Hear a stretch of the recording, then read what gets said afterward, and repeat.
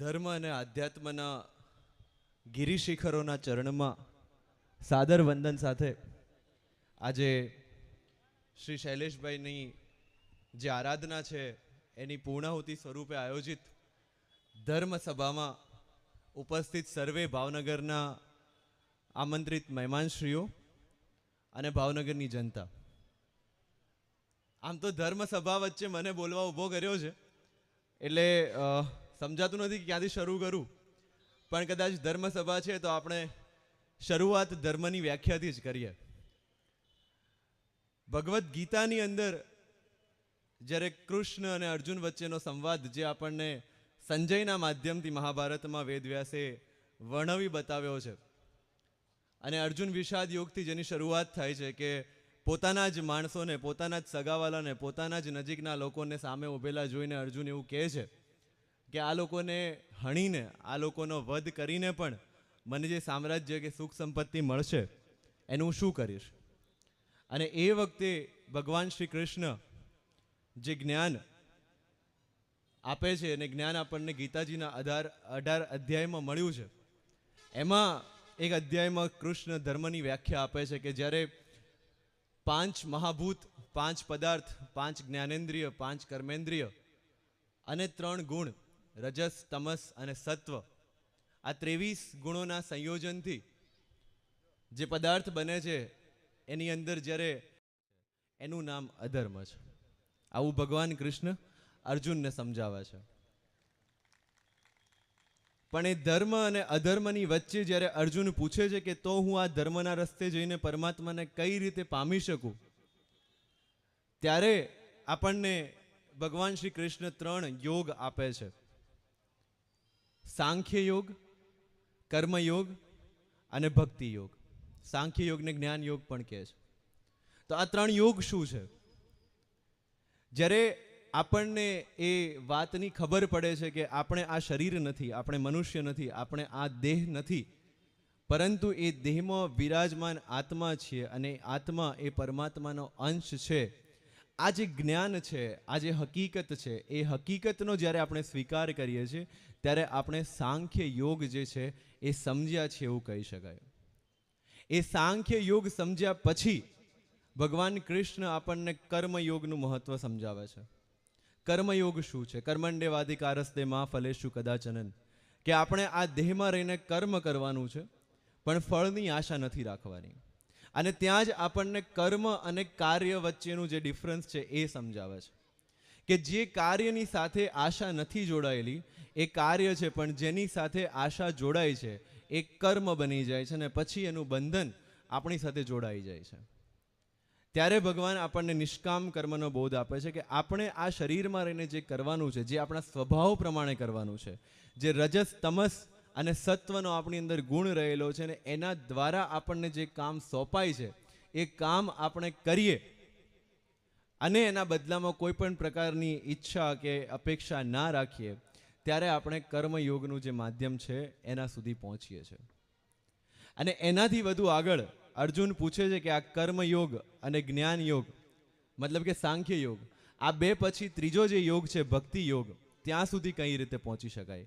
મતલબ કે હું અગર આત્મા છું અને આત્મા બનીને મારે અગર પરમાત્મામાં પોતાનું ધ્યાન કેન્દ્રિત કરવું છે તો એ માટેનો રસ્તો ભગવાન શ્રી કૃષ્ણ ભક્તિ યોગથી આપે છે. કે આ ભક્તિ યોગ મતલબ કે સમર્પણ. તમારા ક્રોધ, તમારી ઈચ્છાઓ, તમારી એષણાઓ, તમારા આશાઓ, અરમાનો, તમામ વસ્તુઓ જ્યારે આપણે ઈશ્વર પ્રતિ સમર્પિત કરીને એની યોજનામાં વિશ્વાસ રાખતા થઈએ છીએ ત્યારે આપણે ઈશ્વરની નજીક જઈએ છીએ, ત્યારે આપણે આત્મા બની અને પરમાત્માનું દર્શન કરી શકીએ છીએ. અને જ્યારે અર્જુનને આ જ્ઞાન યોગ, કર્મયોગ અને ભક્તિ યોગ સમજાય છે એના પછી કૃષ્ણ જે છે એમને પોતાનું વિરાટ સ્વરૂપનું દર્શન આપે છે. એટલે આપણે જ્યારે અહીંયા ધર્મસભામાં બેઠા હોઈએ અને કૃષ્ણ ભગવાનની વાત કરતા હોઈએ ત્યારે એટલું તો ચોક્કસથી માનવું રહ્યું કે આ એક જ ભગવાન એવા છે જે આપણને જીવન જીવતા શીખવાડે છે. બાકી તમામ ઈશ્વરો આપણને, એક ધર્મની વાત નથી, તમામ ધર્મના તમામ ઈશ્વરો આપણને મૃત્યુ પછી શું છે એની ચિંતામાં લઈ જાય છે. કૃષ્ણ ભગવાન એવા છે કે જીવન શું છે એ જીવતા શીખવાડે છે. કૃષ્ણને બીજા તમામ ભગવાનોને આપણે આંશિક અવતાર ગણ્યા છે, એ કોઈ એક અંશ લઈને આવે છે પરમાત્માનો, જ્યારે માત્ર કૃષ્ણ એવા છે જેને આપણે પૂર્ણ પુરુષોત્તમ અથવા કૃષ્ણનો પૃથ્વીનો પૂર્ણ અવતાર ગણીએ છીએ. એનું કારણ કે કૃષ્ણ જે છે એ પરિસ્થિતિ જેવી છે એનો એ જ રીતે યથાર્થ સ્વીકાર કરે છે. એ શુભ કે અશુભની વ્યાખ્યામાં નથી પડતા. એ જરૂર પડે ત્યાં અસત્ય પણ બોલી શકે છે. અને અહિંસાના પરમ ઉપાસક, ગીતામાં ભગવાન કૃષ્ણ કહે છે અહિંસા પરમો ધર્મ. અને એ જ ગીતાની પછી જે મહાભારતનું યુદ્ધ થાય છે એમાં હિંસાના પણ પ્રખર ઉપદેશક બનીને ઊભા રહે છે. એટલે હિંસા, અહિંસા, શુભ અશુભ, સુખ દુઃખ એ તમામનું એક સાથે જે સ્વીકાર કરી શકે છે એ ભગવાન કૃષ્ણ છે ને, એટલે એમણે પૂર્ણ અવતાર કીધું છે. જ્યારે આપણે ધર્મની વ્યાખ્યા કરીએ છીએ ત્યારે કૃષ્ણ એવું ચોક્કસથી કહે છે કે આ સમગ્ર સૃષ્ટિ પરમાત્મા છે અને આપણા તમામની અંદર આત્મા વસેલો છે. એનો મતલબ સીધો એટલો જ છે કે જો આ દુનિયાની અંદર એક પણ વ્યક્તિ દુઃખી છે તો પરમાત્મા સુખી નથી, જગત સુખી નથી. એટલે જ્યારે પણ આપણે આપણા આજુબાજુના લોકોને જોઈએ છીએ, આપણી આસપાસના વ્યક્તિઓ સાથે ડીલિંગ કરીએ છીએ, કોઈ પણ ધર્મ, કોઈ પણ સમાજ, કોઈ પણ ઉંમરનો વ્યક્તિ હોય, જો આપણાથી એને દુઃખ પહોંચે છે તો આપણે માત્ર એટલું જો સમજતા થઈએ છીએ કે પરમાત્માને દુઃખ પહોંચે છે, તો એનાથી વધારે આગળ ધર્મને સમજવાની કોઈ જરૂર નથી. એટલામાં બધું આવી જાય છે, રાઈટ? એટલે આપણી આજુબાજુ સમસ્તમાં પરમાત્માને આપણે જોતા થઈએ ત્યારે કદાચ આપણે ધર્મની વધુ નજીક પહોંચી શકીશું. છેલ્લી વાત, જ્યારે સનાતન સંસ્કૃતિની વાત ચાલતી હોય, જ્યારે સનાતન ધર્મની વાત ચાલતી હોય, વિજ્ઞાને તો માનવની ઉત્ક્રાંતિની જે ભાષા છે હમણાં 200 વર્ષ પહેલાં આપી કે ભાઈ આપણે પાણીની અંદર એક જીવનું સર્જન થયું ને પછી ધીરે ધીરે ઉત્ક્રાંતિ થતી ગઈ, એમ બીજા જીવો આવતા ગયા. પણ કદાચ આપણા પુરાણોએ તો એ ડેફિનેશન હજારો વર્ષો પહેલાં આપી દીધેલી.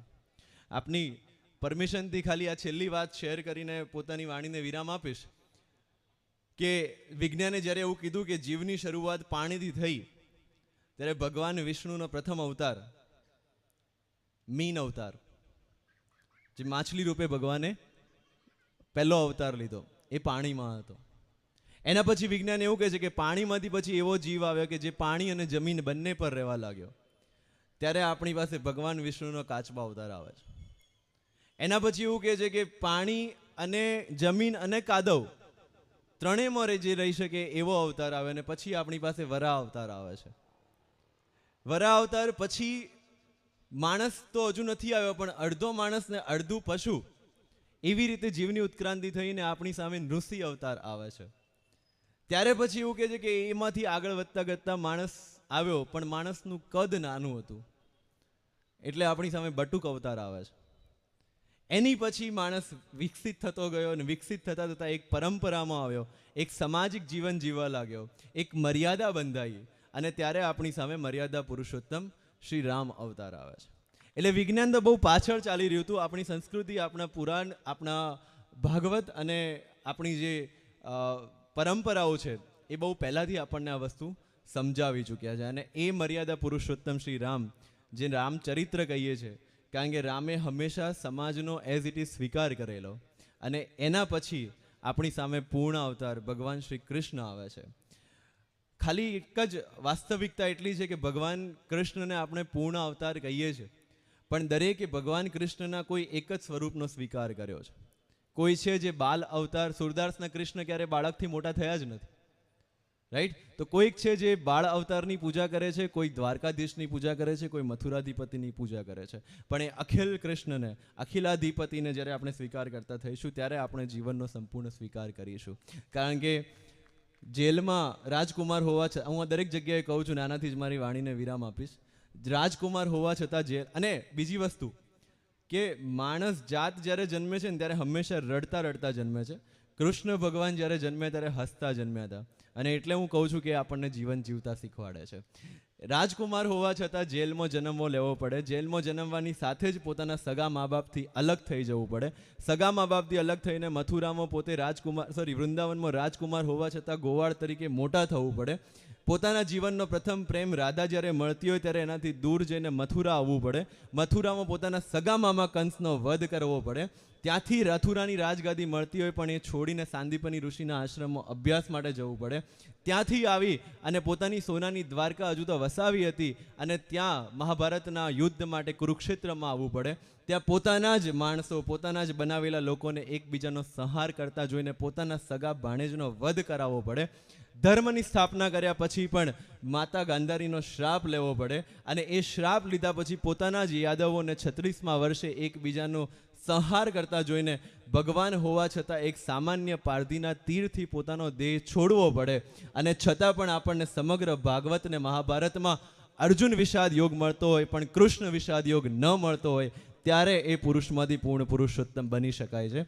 એની સાથે જ ભાવનગરમાં શાંતિ અને સલામતી બની રહે એવા આશીર્વચન આ તમામ સંતોના આગમનથી આપણને બધાને મળે એવી આશા સાથે થેન્ક યુ સો મચ. જય હિન્દ, જય ભારત.